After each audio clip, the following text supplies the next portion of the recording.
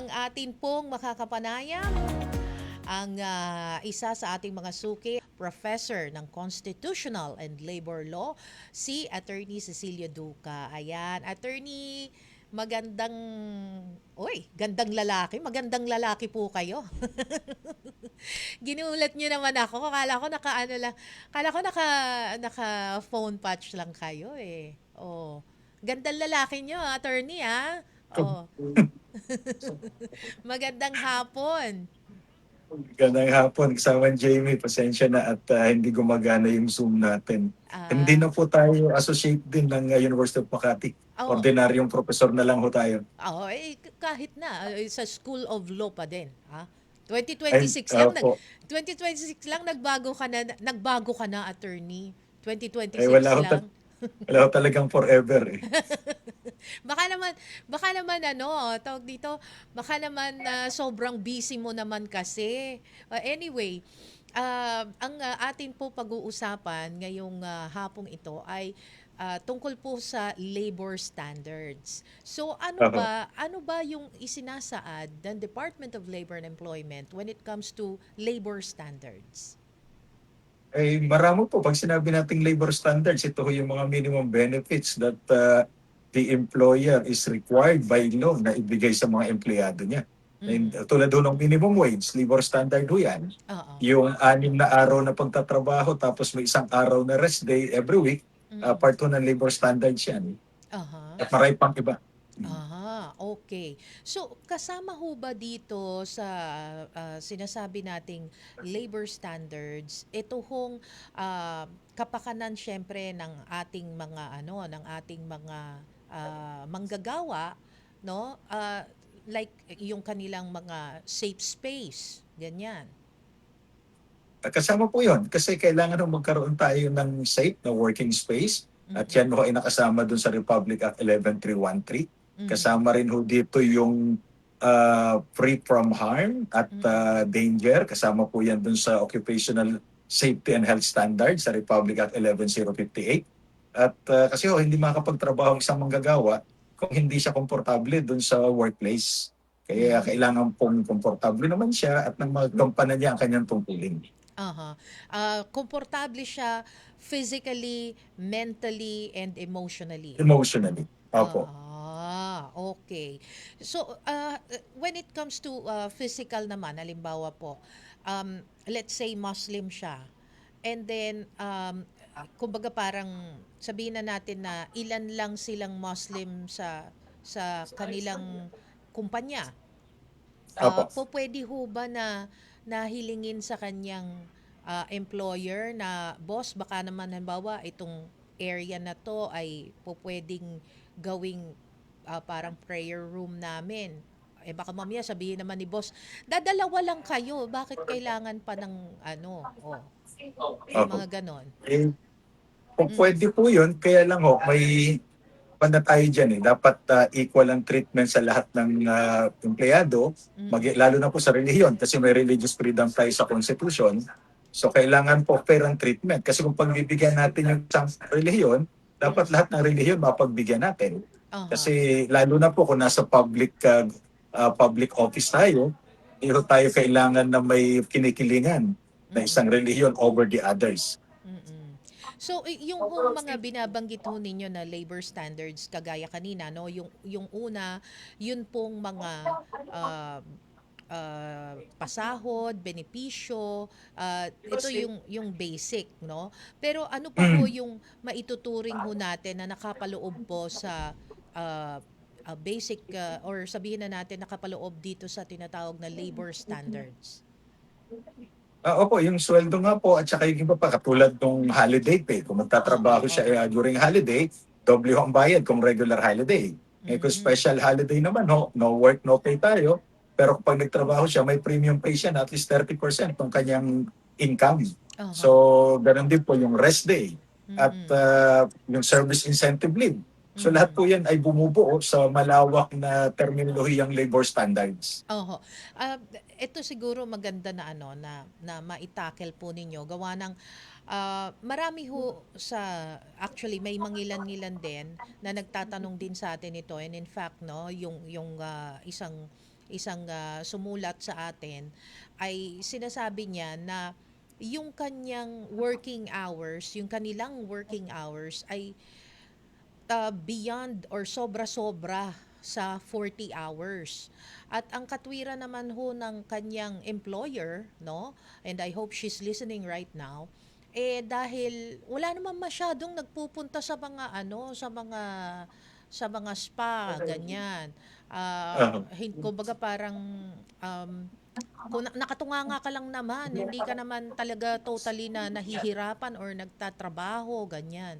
So, uh, ano ba? eh, Oo. kasama po yan. Kasi kung yung pong trabaho niya involves waiting na integral part ng kanyang trabaho, Mm-mm. bayad po dapat yun. At pag nagtrabaho siya beyond 8 hours, for every hour after 8 hours, sa ilalim po ng Article 87 ng Labor Code, Mhm. entitled siya sa additional 25% at least dun sa hourly rate niya. Dahil yung po ay Oo. overtime work na. Ah, paano ho kung ayaw daw pirmahan? Halimbawa, ayaw pirmahan ng kanyang bisor. Kasi yun nga, ang katuwiran ng bisor ay hindi ko naman pipirmahan yan kasi nakita mo naman walang pumapasok na customer. Kumbaga parang nakatunganga ka lang naman diyan as receptionist o ano ba naman yung mag-extend ka? O. Ay hindi ko po pwede yun. Kasi yung pong pag-aantay niya, integral part siya ng kanyang trabaho. Kaya po may pumasok man na customer o wala, presumption ho natin bayan siya. Ngayon kung hindi ho siya binabayaran, nilalabag ho yung kanyang labor standards rights at po pwede ho siyang dumulog sa Department of Labor.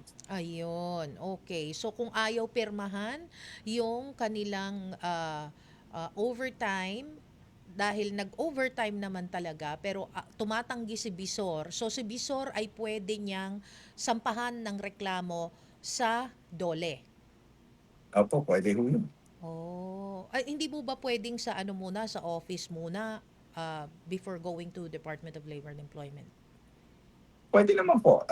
Kung mapapag-usapan naman po ito sa kanilang opisina, wala naman ng pagbabawal. Kaya lang minsan, yung mga opisina natin, yung mga employer, nira-ratify nila kung ano yung suggestion ng supervisor.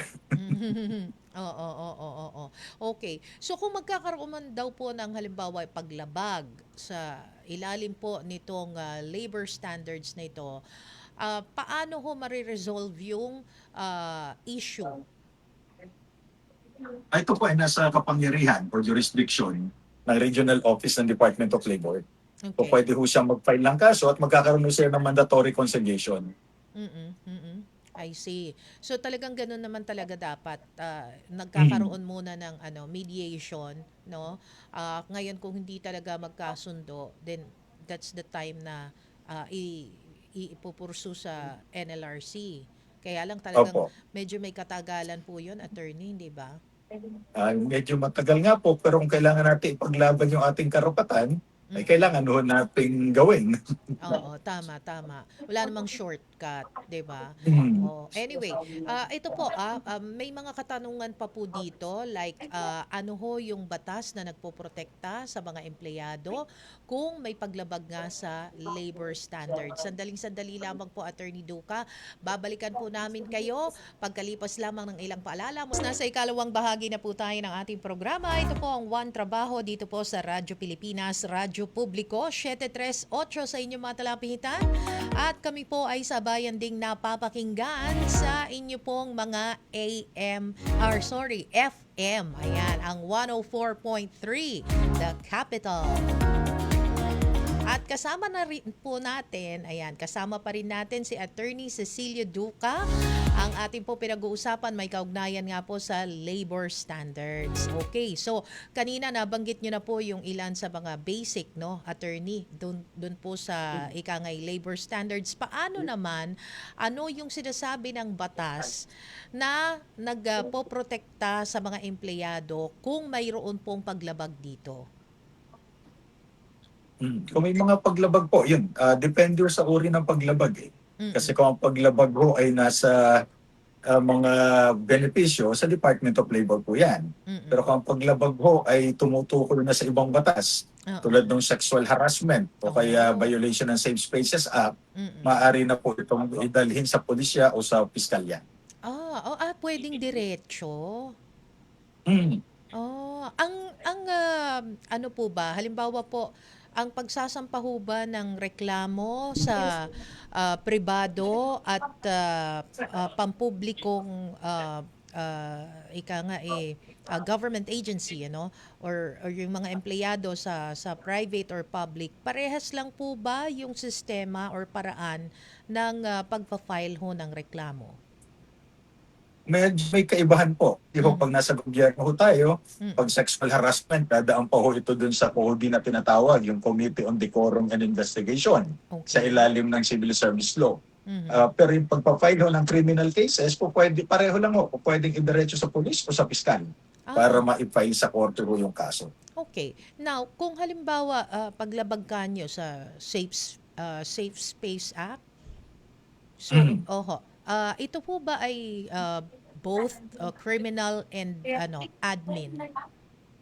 Tatlo po yan. Po pwede hong administrative para madisiplina, masuspende o matanggal sa trabaho. Pwede Okay. hong criminal para makulong at magmulta.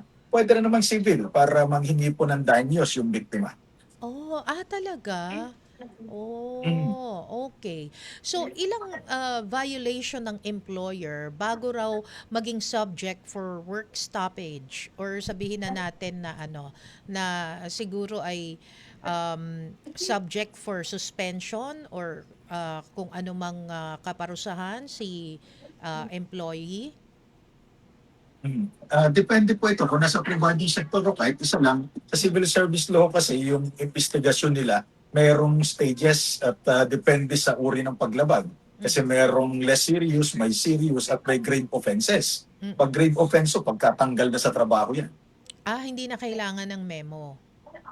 Opo. Pero mas maganda ho na alam ng lahat yung mga patakaran tungkol dito para Mm-mm. hindi natin nalalabag yung karapatan sa due process. Aha.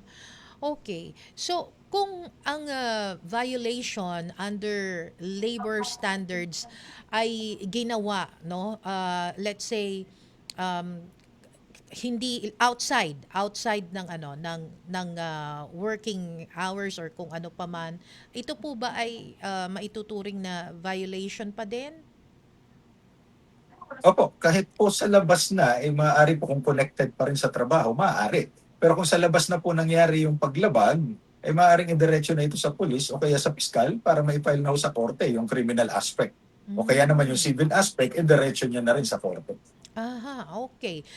Kung halimbawa ho, yung nag-commit naman ng violation under labor standards ay mismong supervisor o kaya naman yung sabihin na nating mataas ang tungkulin, no? Mm. Ano ho yung pananagutan ng kumpanya dito?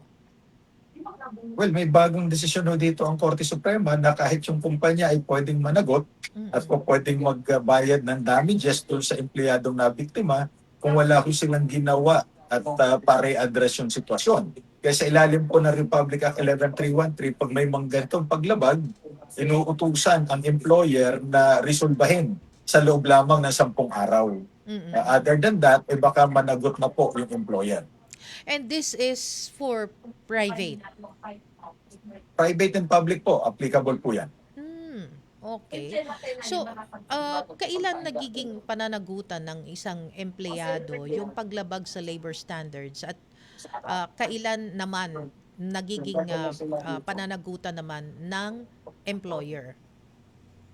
Of course, yung pong lumabag, ito yung nag-violate, ano po, yung ng biktima. Mm-mm. Tapos ang employer naman, kung wala siyang ginawa, sa ilalim po ng batas may pananagutan siya. Pero kung may ginawa naman ho siya, para i-address yung sitwasyon at maparusahan yung may kasalanan, maaari pong wala siyang mapapanagutan dito.